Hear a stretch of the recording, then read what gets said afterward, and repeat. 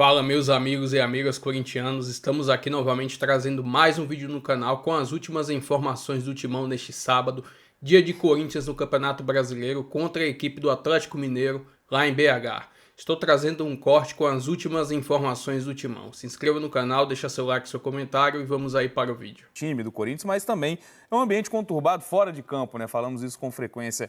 Aqui no Tá Na Área, quem traz informações do lado do Corinthians e de todo esse ambiente extracampo é o Felipe Brizola. Fala, Benê, tudo bem? Boa noite, um abraço para você, para os amigos do Tá Na Área. Terminou há pouco a entrevista coletiva do presidente do Corinthians, Augusto Melo, que ontem à noite foi indiciado no inquérito policial que investiga possíveis irregularidades envolvendo o contrato de patrocínio que o clube fechou com a empresa VaideBet. Pois bem, durante mais de uma hora, o presidente do Corinthians afirmou repetidamente que não fez nada de errado e que vai provar a inocência nesse processo policial. Ele estava acompanhado do advogado dele, que o representa nesse caso, o doutor Ricardo Cury, que da mesma maneira explicou ter achado de certa forma surpreendente algumas coisas que eles encontraram nesse processo elaborado pela Polícia Civil. Esse é um caso que não é fácil de resumir, mas se a gente pudesse tentar traduzir em poucas palavras, o Corinthians pagou R$1 milhão para uma empresa do empresário Alex Cassundé. Ele também foi indiciado nesse inquérito. A polícia seguiu o dinheiro nessa operação e percebeu que o valor passou por empresas fantasmas e teria terminado numa agência que se chama UJ Talent, que, segundo a polícia, pode ter ligações com a maior facção criminal que atua aqui no estado de São Paulo. Desde o dia que eu me dediquei ao Corinthians a ser candidato, eu venho trabalhando incansavelmente pelo Corinthians e sou corintiano, cara. Duvido que tenha alguém lá dentro, pode ter igual a mim, mas mais corintiano que eu não tem. Ainda mais ali não tem, cara. Ali são poucos que tem. Tem aqui para fora. Ali dentro é difícil. Tem muitos ali igual a nós, mas isso não passa pela minha cabeça, hipótese nenhuma, renunciar, mesmo porque eu não devo nada, ao contrário. Durante esse 1 ano e meio eu venho dedicando a minha vida ao Corinthians. E a grande prova está aí, cara. Esse foi um grande contrato. Se teve algum problema, a justiça vai deixar claro isso mais para frente. Estou muito tranquilo, não vou renunciar, não penso em renúncia, mesmo porque isso não é manchar o Corinthians. Como você falou, o Corinthians ele vem sendo manchado já em várias situações antes da minha gestão. Ao contrário, é que eles fazem com que o Corinthians continue sendo manchado. É eles, não fui eu. A partir do inquérito policial, a denúncia agora chega ao Ministério Público, que vai analisar ou não se aceita essa denúncia e se os 4 indiciados vão se tornar réu no processo penal. Enfim, além dessa questão da investigação policial, o presidente do Corinthians também enfrenta um processo político. Na próxima segunda-feira vai haver a votação no conselho do clube em relação a esse contrato de patrocínio que embasa um pedido de impeachment. Se a oposição conseguir maioria simples, o Augusto Melo é afastado do cargo. Depois disso, uma segunda votação em outra data é feita com os associados do clube e aí eles definem para valer se o presidente do Corinthians, Augusto Melo, seria ou não afastado do cargo. Mas enfim, essa é a situação de momento. Ontem saiu o inquérito policial, hoje o presidente do Corinthians reiterou por diversas vezes que é inocente, que vai provar isso na justiça e ele também se disse confiante em relação a esse processo de impeachment que acontece na próxima segunda. Volto com vocês. Valeu, Brizola, obrigado pelas informações. O GE. Globo acompanha o caso. Vamos chamar para o papo o Iago Rudá, setorista do Corinthians, que trabalha bastante, né? Sempre com extracampo, também notícias do time. Iago, bem-vindo ao Tá Na Área, boa noite para você. Vamos falar do jogo, né? Atlético Mineiro e Corinthians, também para falar sobre possíveis voltas ao time do Corinthians e importantes, né? Rodrigo Garro, Memphis Depay, Mateuzinho, jogadores que o torcedor certamente quer ver de novo no time. Tudo bem, cara? Tudo ótimo, Bené, boa noite, Coutinho, Betão, aos amigos que estão em casa também acompanhando a gente.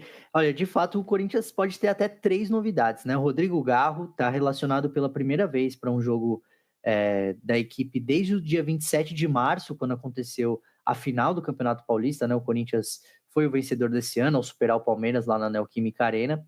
O Memphis Depay, que estava com uma torção no tornozelo direito, também está relacionado, e o Mateuzinho, que tinha um edema na coxa, aparece nessa lista de relacionados. Os 3 devem ficar no banco de reservas do jogo contra o Galo lá na Arena MRV. O caso mais delicado ali é o do Garro, que tinha tratou de uma tendinopatia no joelho, que é um problema que ele carregava desde a temporada passada. E ali, conversando com as pessoas da comissão técnica do Corinthians, com quem trabalha no CT Joaquim Grava, eles me disseram que a possibilidade de o Garro entrar nesse jogo é praticamente mínima. Porque na terça-feira, logo depois do jogo contra o Galo, o Corinthians tem uma decisão na Copa Sul-Americana. O Corinthians precisa vencer o Huracan fora de casa para não depender de nenhum outro resultado e avançar na competição continental. E também porque o gramado da Arena MRV agora é um gramado artificial, né? Uma grama sintética, e como o Garro tem uma questão ali do impacto no joelho e tudo mais, o Corinthians está tratando isso como uma gigantesca precaução. Então, apesar do Garro ali estar relacionado e possivelmente aparecer no banco de reservas, ele não deve ser utilizado. Agora, o Memphis Depay e o Mateuzinho, eles podem pintar ao longo da partida. Aí o Corinthians, que embora não tenha esses três, vai com aquilo que hoje é a força máxima, né? A gente deve ter o Félix Torres improvisado na lateral direita, a zaga com o Kaká e com o André Ramalho, e no ataque, já que o Memphis não vai começar o jogo, Romero e Yuri Alberto. O Corinthians, que está ali no meio de tabela, tem 13 pontos no Campeonato Brasileiro, está na 8ª posição, mas uma vitória fora de casa possivelmente colocaria o Corinthians na zona de classificação para a Conmebol Libertadores do ano que vem, que é o grande objetivo do clube nessa temporada, né? Pensando, claro, em termos de classificação no Campeonato Brasileiro. A gente vem alternando muito, né? Ganha jogando em casa, mas como visitante às vezes não consegue os pontos, né, Coutinho? E falando desses relacionados, claro, muita cautela, e é necessário ter esse tipo de cautela com o Garro, retornando nesse ambiente que é o gramado sintético da Arena MRV. Mas acho que para o torcedor, só de olhar o nome do Garro lá entre os relacionados, já dá uma sensação até de alívio também de ter esse cara que fez muita diferença para o Corinthians ano passado. Tem essa qualidade, ele é um jogador diferente dentro desse elenco, até nessa função, e ainda não jogou no Campeonato Brasileiro. Uma notícia positiva para os próximos jogos. Verdade, né? Se a gente fizesse uma seleção do Brasileirão do ano passado, o Garro estava lá, e para muita gente até como um dos melhores jogadores do campeonato. Então, disputaria ali com os destaques do Botafogo nesse sentido. Assim, claro que tem que ter calma, né? Foi o que você falou. Provavelmente, se jogar, vai jogar poucos minutos. Mas eu estou bem curioso para ver daqui a algum tempo, quando todo mundo estiver disponível, como o Dorival vai montar essa equipe, né? De que forma ele vai distribuir essas peças dentro de campo.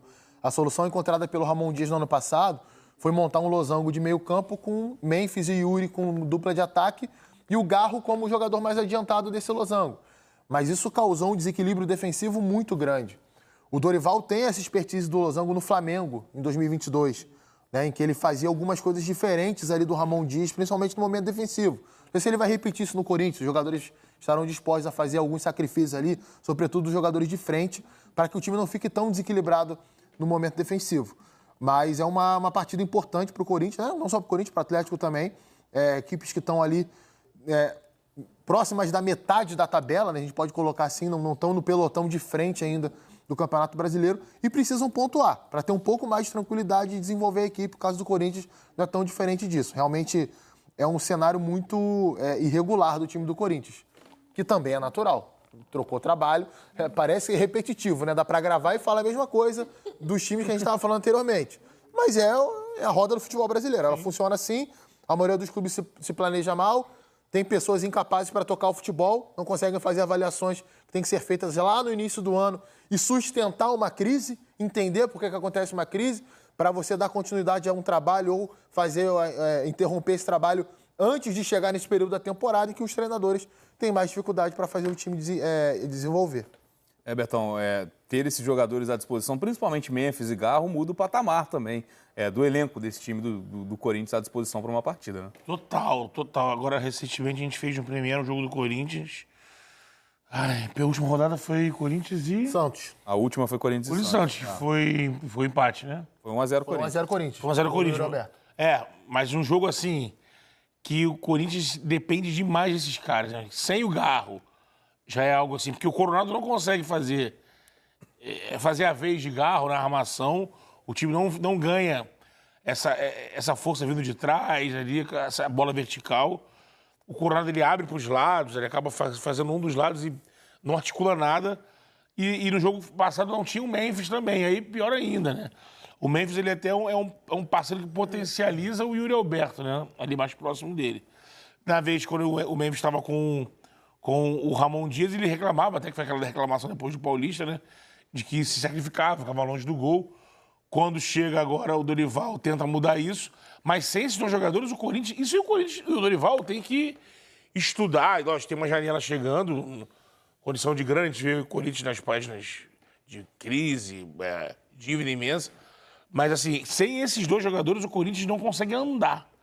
Não sei, o Dorival tem que achar uma outra fórmula, ainda não achou, porque os jogos que eu vi sem o Garro e sem o Memphis é um Corinthians dependendo de bola direta, de chutão, e de pegar o Yuri Alberto num contra-ataque ali, saindo cara a cara, mas sem organização nenhuma. E é complicado ficar tão refém de 2 jogadores assim, né? São 2 jogadores que são primordiais pro Corinthians.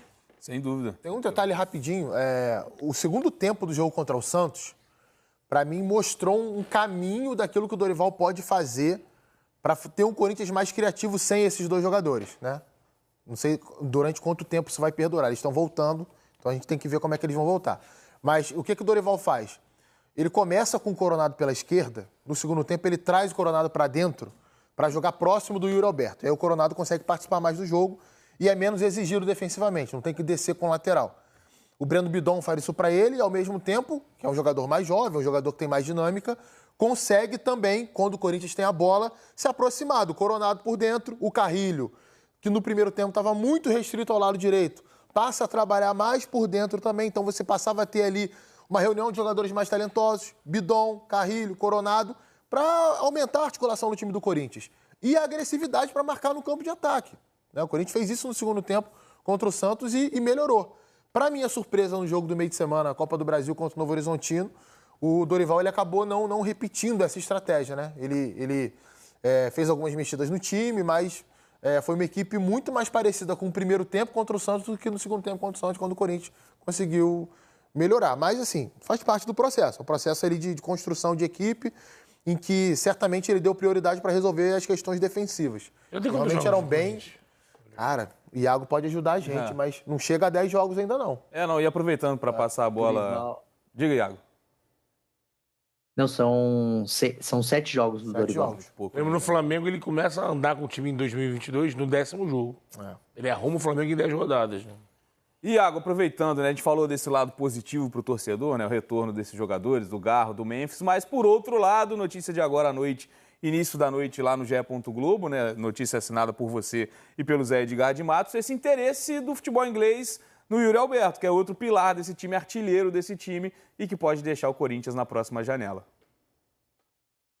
Exatamente, o Yuri Alberto, que é um dos principais jogadores do Corinthians já há alguns anos, né? Ele não foi o principal jogador só na temporada passada e não tem sido só nessa, né? É um jogador muito jovem, ele tem 24 anos e desperta o interesse entre outros clubes da Premier League, né? O Wolverhampton, que é treinado pelo português Vitor Pereira, que passou aqui pelo Brasil, treinou o Corinthians e depois treinou o Flamengo, trabalhou com o Yuri Alberto aqui no Corinthians e ele desperta o interesse lá do clube inglês. A gente foi atrás da diretoria do Corinthians e também dos empresários do Yuri Alberto para tentar checar essa proposta. Eles disseram que essa proposta ainda não chegou, mas tem gente no Corinthians dizendo que já está ciente de que logo mais, quando a janela for aberta, o clube inglês deve fazer uma proposta ali na casa de 35 milhões de euros pelo Yuri Alberto. O Corinthians tem 50% de direitos desse jogador e já está tentando alguma forma ali de se proteger para tentar ter o Yuri Alberto até o fim do ano. Mas, de qualquer forma, o Corinthians já tem a ciência de que vai ser muito difícil segurar o seu camisa 9 para o restante da temporada, porque é um cara que vira e mexe, aparece ali na pré-lista da seleção brasileira, acabou não sendo convocado pelo Dorival e, pelo que a gente sabe, não está na pré-lista do Carlo Ancelotti, mas é um nome que está sempre ali no radar. Foi o artilheiro do Campeonato Brasileiro do ano passado, é o artilheiro do Corinthians nessa temporada, é um jogador muito novo, com um potencial de venda gigantesco, então o Corinthians vai ter uma janela aí muito difícil para tentar segurar o Yuri Alberto, que é o destaque dessa equipe aí em 2025. Que perda seria para o Corinthians e como o futebol inglês atrai, né? Um jogador que briga, né, almeja mais espaço na seleção brasileira como o Yuri Alberto, que tem 24 anos, jogar a Premier League tem seu atrativo. Não, total. Acho que uma proposta, a gente não sabe valores, mas muito atrativa para o jogador e lógico, né? O Corinthians vai ter que responder e lidar com isso. Mas não vejo o Corinthians num momento para recusar esse tipo de proposta. Isso, infelizmente, pro Corinthians, né? Aquela situação que quando você tá com o clube numa situação do Corinthians, de endividamento, batendo ali no pescoço, você vai ter que ter um ganho com venda de jogadores, né? E o Yuri permite isso. Você vai ter uma baixa técnica no time, é o goleador da equipe, mas acho que com uma venda dele, que, repito, não sei quanto, mas não deve ser baixo, porque eles vão vir em libras aí para cima, é um valor que deve ajudar o Corinthians em arrumar alguma coisa e trazer alguém pro lugar dele. Eu acho que, não sei, né? Vamos ver, mas acho que se chegar junto mesmo, acho difícil resistir.